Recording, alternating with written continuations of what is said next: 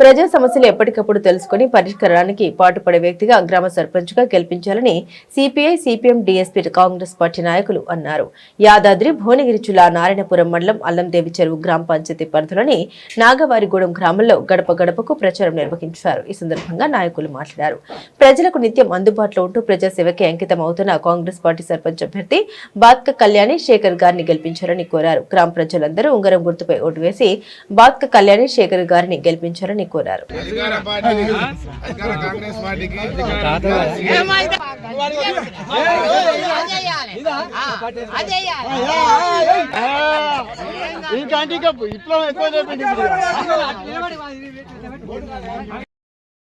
ఇక్కడ ఉన్న స్థానిక నాయకుడు ఏనుగు వెంకరెడ్డి గారు తన చొరవతో అహర్నిశలు కష్టపడుతూ తన సొంత పనులు విడిచిపెట్టుకుని వ్యవసాయంలో నష్టం వచ్చినా కూడా పార్టీ కోసం నమ్ముకున్న కార్యకర్తల కోసం పట్టుకున్న జెండానే అజెండాగా ప్రతి ఒక్క కార్యకర్తను కంటికి రెప్పలాగా కాపాడుతూ ఇవాళ అభివృద్ధి పదంలో నాగవారిగూడ గ్రామాన్ని తీసుకువెళ్తున్నారు.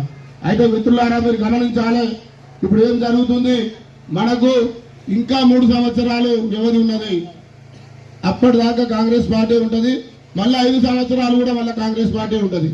అయితే మనకు అభివృద్ధి జరగాలంటే ఖచ్చితంగా కాంగ్రెస్ పార్టీకి ఓటు గెలిపించుకోవాలి.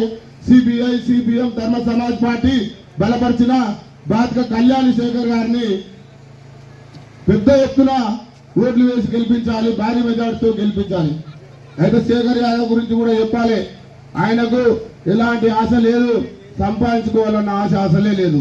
కేవలం గ్రామాలను అభివృద్ధి పరిచి యువతను ఆదర్శప్రాయంగా తీర్చిదిద్ది మొత్తం మీద రాష్ట్రంలోనే ఆదర్శ గ్రామంగా తీర్చిదిద్దాలి అల్లదేశం గ్రామ పంచాయతీ అని ఈరోజు శేఖర్ యాదవ్ కంకణం కట్టుకున్నాడు.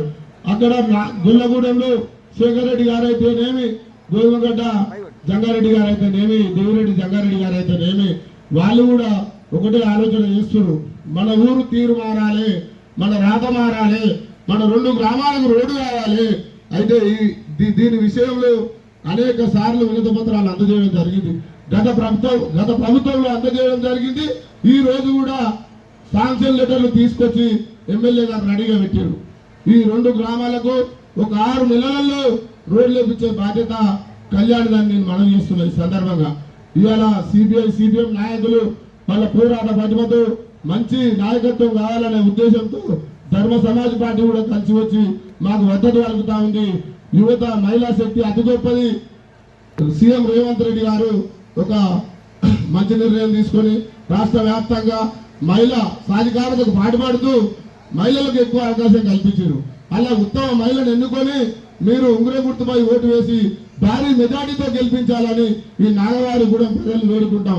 ఇంకో విషయం కూడా మీరు గుర్తుపెట్టుకోవాలి, ఒకవేళ ఓటేసి గెలిచిన తర్వాత ఏమైనా ఇబ్బందులు పెడతారేమో, ఇంకేమైనా చేస్తారేమో అనే ఉద్దేశం అవసరం లేదు.